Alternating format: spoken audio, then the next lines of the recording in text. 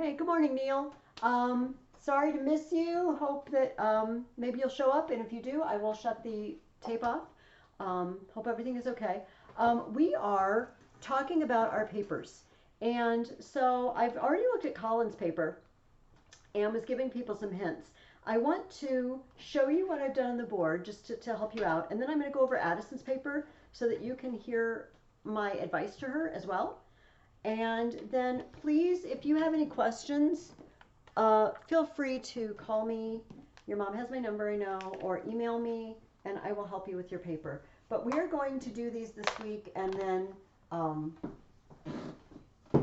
work on them some more if they need editing. Sorry, I am plugging myself in to tape for you, Neil. Just a second.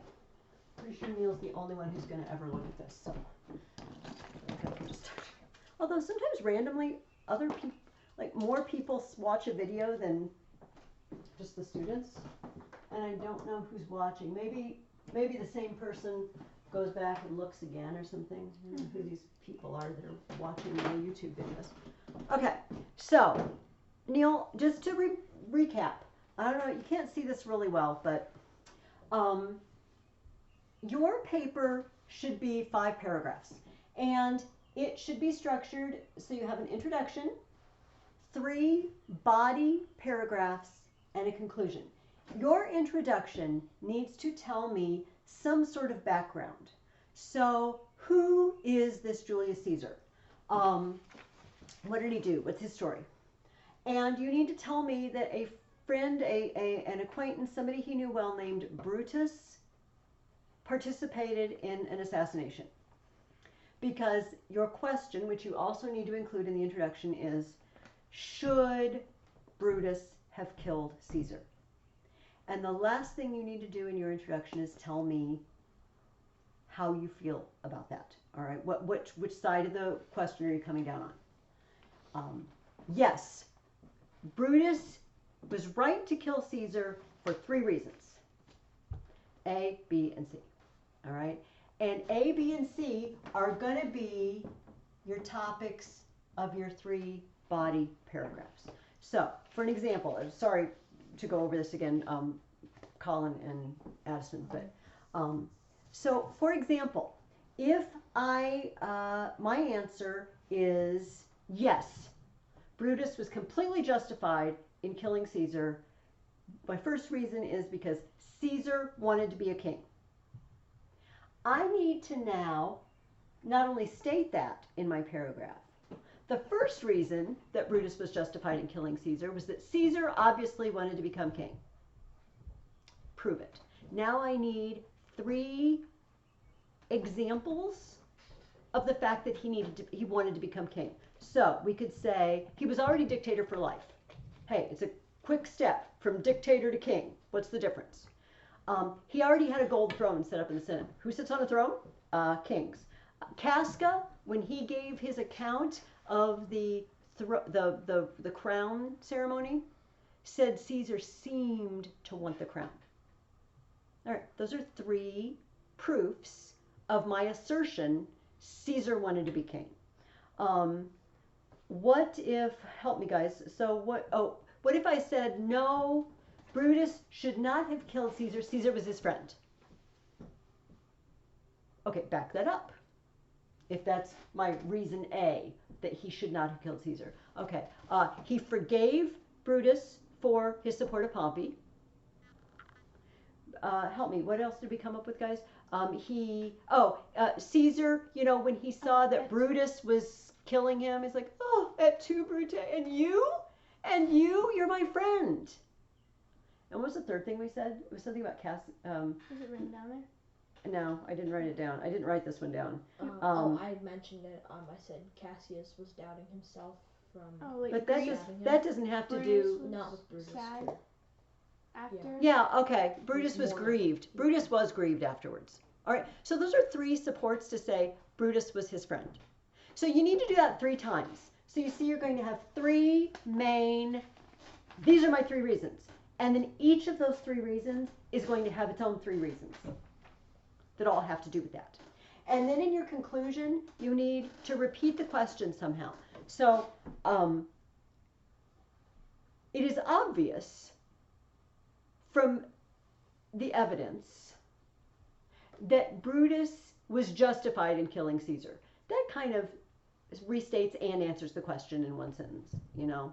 And then you might want to pick out your most, the only way I can think to phrase is the most damning proof, you know, the most convicting proof that you can think of. Like maybe if you're saying no, he shouldn't have killed him, the whole friendship thing just really pushes you over the edge. You know, you can think of other reasons, but the friendship thing, you just can't get over that. He's like, you know what?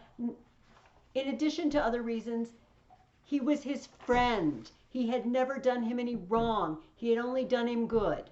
All right? And then wrap up your paper.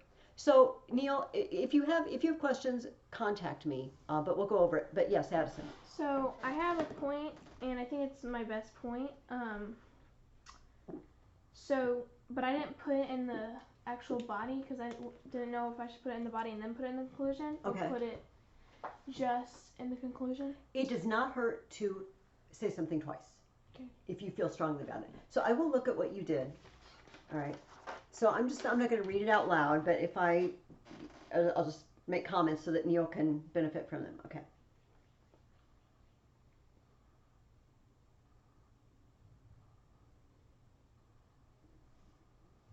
Okay, so are these your 3 body paragraphs? Mm-hmm. Okay, that's what I was going to say. Okay.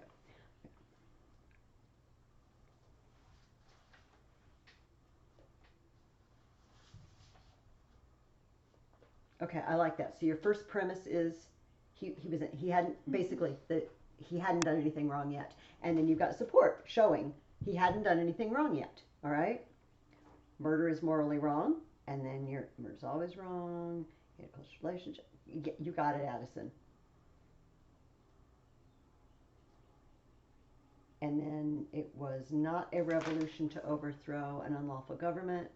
Okay, it was a political assassination. I like that. So what I was trying to say was, like, he wasn't just doing this. So, like, if someone is going to start a revolution, it's not, I don't think it's wrong to kill the person in charge, like, because it's like a war. Yes. But if what he was doing was just trying to get rid of a political opponent, not really starting. Okay. It wasn't going to change the government. Yes. So basically what you need to do, Addison, is add that introduction and conclusion where you give me whatever backstory you think is appropriate and ask the question and then state, obviously you're going on the negative. Mm-hmm. Like, this action of Brutus's was wrong because boom, boom, and boom. You're 3 and then you're done. And then just restate that. And like I said, hit the one. Maybe for you, the most critical thing is that, hello, murder is wrong. Do you know what? And you would hit that, and you would whatever important point, whatever point you kept out, you could, it might have better effect because you've got strong arguments to keep it, and then boom it in your conclusion. You know what I mean? And take that too. The one that I was talking about was, it's just as dangerous to start a precedent of killing your political opponents as it is to start a precedent of tyranny. Yes, because your opponents may come back and do the same thing to you. This is a very good point. It's very like anarchist, or it's very anarchic.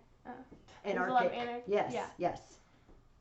Good. Okay. So do you see where we're going with that? So basically, I mean, our little chart, and then just some thinking. Like I said, I'm not saying that you won't have to grapple in your mind for more proofs, but pick like the fact that Caesar has a throne would not make a very good one of your main proofs. Because it's hard to, like, what 3 subproofs are you going to have for that? Do you see what I mean? How that just naturally, some of our, may I see your list again? Yeah. There you go. So I'm looking at his no. His no is a little longer. We had more. So, no, a lot of the ones you've written down, Colin, do make really good ABC. Because here I'm looking at another one. The conspirators seem shady and anonymous. All right, then give me 3 examples of them being shady and anonymous. All right, when they come all muffled up to Brutus's house, when they only meet at night and they sneak around and they seem very jumpy. that morning of the murder, it's like, oh my gosh, he knows, he knows. You know, if you think that you're doing something good and right, you don't worry about that so much. So do you see?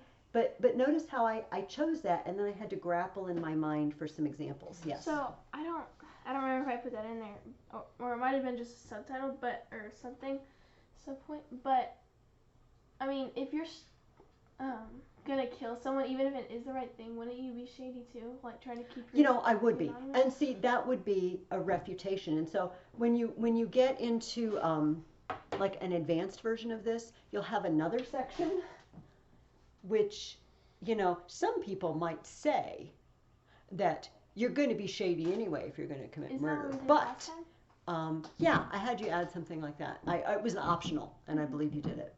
I'm not going to ask you to do that this time. All right. So do you see that you might have to come up with something else out of your head, but you want the broadest reasons you can think of so that you can get 3 proofs that that's really happening. Okay, Do I are we need to good? change any of my proofs? No, that seems really good. So just add your introduction and conclusion this next week and bring it. And then what I'm gonna do is I'm gonna collect your papers next week, and I'm going to, you know, if I feel like yes, this is exactly what I wanted, I wouldn't change a thing, then this doesn't apply. If I feel like, oh, you know, but what about this? But what about that? And I didn't really take the time to scrutinize because of time constraints, because it just seems like yes, you've got the idea. Or if there's something grammatically wrong, I'm going to try. This will be tricky because I won't have internet next week. But to correct your papers and scan them and email them to you, and then you could have that week to, oh, why don't I expand on this? This isn't a very good proof for that. Or I need to add this to my introduction or conclusion. So or you want something these like papers? that. No, I want you to, next week. Oh. Next week I'm going to collect the entire paper, but then I'm going to give it back to you. And even if we don't feel bad, Neil, you too, don't feel bad if we go through that a couple of times. Like I give it back and you correct, like, no, you still don't have it. Because remember, authors write revision after revision after revision to get good writing. People who write for a living, people who write, I don't know, like corporate business reports or whatever, you know, whatever writing one does in one's life, rarely do you just jot it down and it's right. Do you know what I mean? And so maybe I told you this, but did I tell you the Jordan Peterson story? Okay. So Jordan Peterson is a philosopher and just very intriguing. One of the true modern philosophers, I guess. And he's very conservative, so he comes under fire. He's Canadian, and he got in trouble for saying that it was, you know, stupid to worry about calling people the wrong gender or whatever. You know what I mean? He said he wasn't going to do that. Anyway, he has written some more popular level books, but also some deep philosophical books. And I saw a YouTube interview with him, and he said he thinks he probably wrote, I've said every sentence, every paragraph 50 times. Don't do that. I'm not going to give you this paper back 50 times. I'm telling you, that's not going to happen to you. And that's really kind of hyper scrupulous about your wording. Mm-hmm. But, you know, every time you might see something, oh, I thought of a new way to word that. This would sound better. Or this doesn't really capture the shade of what I intend, okay? So if I give your paper back to you twice to redo, like that's not an insult. You know what I mean? So don't take it that way. Neil, don't take it that way if that happens to you. Okay, so do we feel like we're good on the paper? Okay, let's go ahead. Yeah, go ahead, Colin. I don't exactly remember our schedule, but I believe my family and I will be in St. Louis next Tuesday. Okay, well, you know what? I'll do this for you. And you can just email me the paper, you know, when you get it done, whether it's before or after you get back. It's fine. I'm not going to, Colin was late on his paper by 12 hours or something, okay? Just whenever. Parents make plans, and kids can't really do much about that. You know? So that's fine. But yeah, if you and Addison, she will be my outside brain. You know, if it gets towards time and Colin's not here, say, you know, Colin's not coming today. Do you remember? Set up your gadgetry. All right, I'm going to take Neil's paper away because Neil's going to come get it. All right. So we read this past week about Octavius. Sometimes they go Octavian, Octavius. Doesn't matter which version. Octavius would be the Roman, but Octavian, sometimes he gets that nickname. So go ahead and get your reading questions out for last week.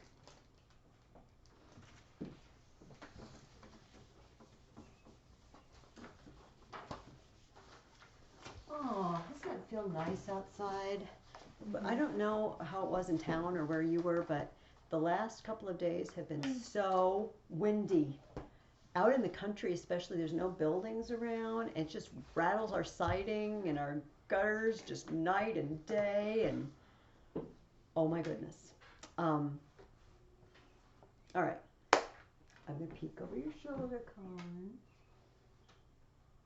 Oh, that's a good question. Go ahead. You read the first question. What did the title Imperator, which turned into the word emperor, originally mean? Person giving orders, commanding officer. Yes, it's a general, right? So remember how we've been talking for the past several weeks now about how did all these guys get so powerful that one guy's in charge of Rome? And the answer was army. I'm going to just get this out of the way because we're going to look at that later. Get the cord out of the way so I can sit down. They were army generals. And so you have people here. I need to tip this down. How do I tip this down? Okay. Boy, if somebody just randomly goes to YouTube to watch this, they're gonna like, what is this crazy lady? What is this? Okay. They got the support of troops, and it made them powerful.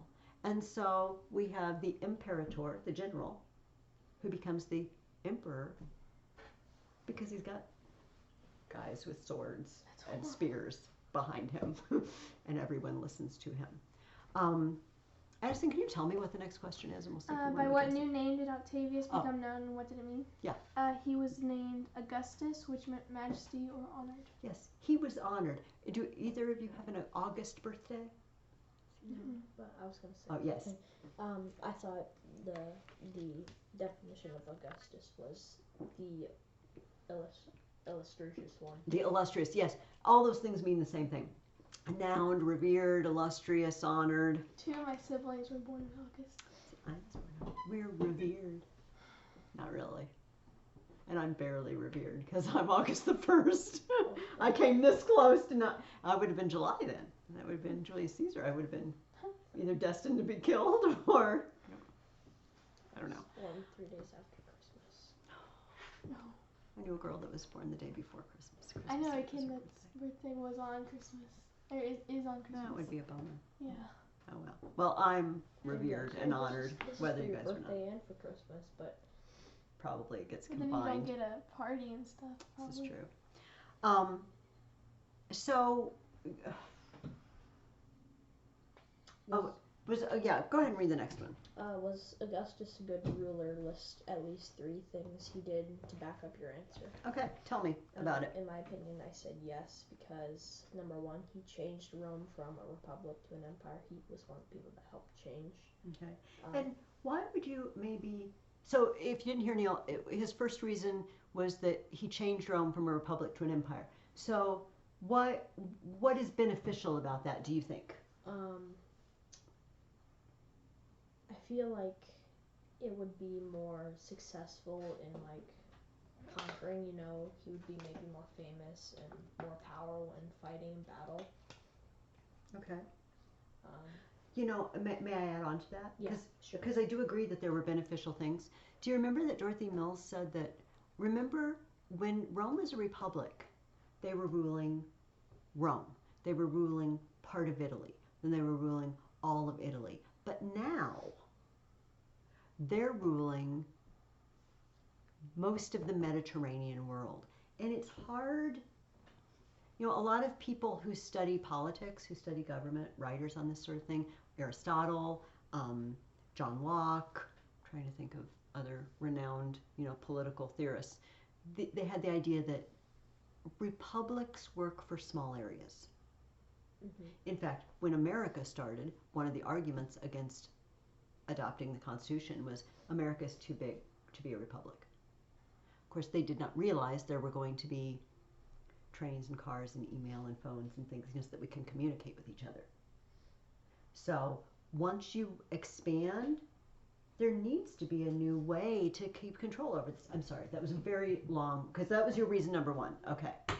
Number 2, he restored like peace and prosperity. Peace and prosperity are good. One thing that I thought was different and that I liked about him was that he didn't try to expand his country. Like, he thought that everyone should just be left alone. Yeah.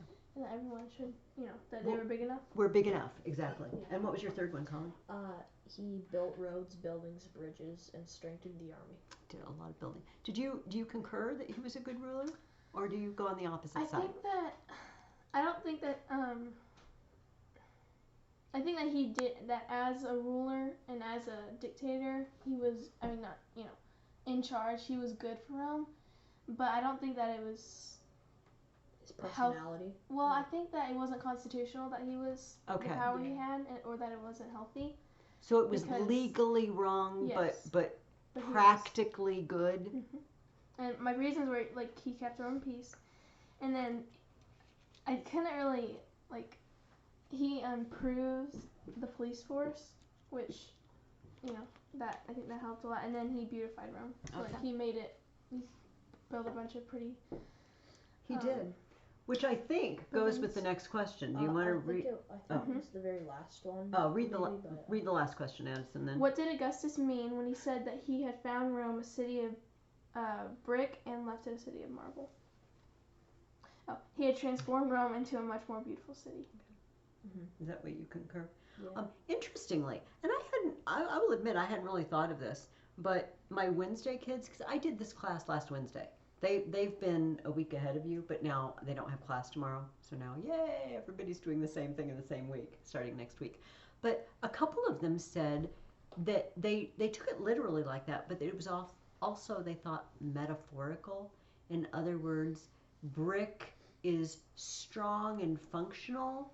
It just doesn't look But very well. marble is also strong, but it's elegant. And that he took the government and the system of Rome, and it started out and it was fairly strong, but it was just bare bones, and he dressed it up while keeping it strong. So they took it as an allegorical, but it's also literal, which I thought was really cool.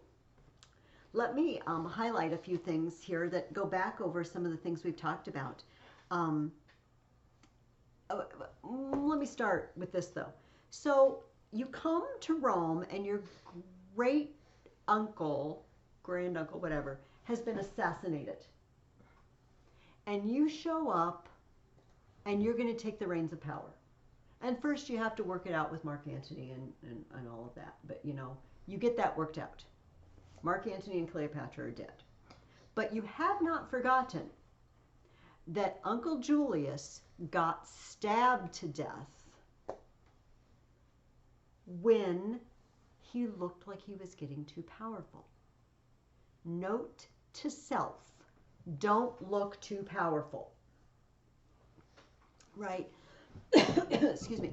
If you don't want to end up like Uncle Julius, you need to approach things in a different way, and you need to learn from the past. So Dorothy Mills tells us the first thing Octavius had to do was give the authority of the state to that power which had been won by the sword. Okay, so we have all these generals coming in.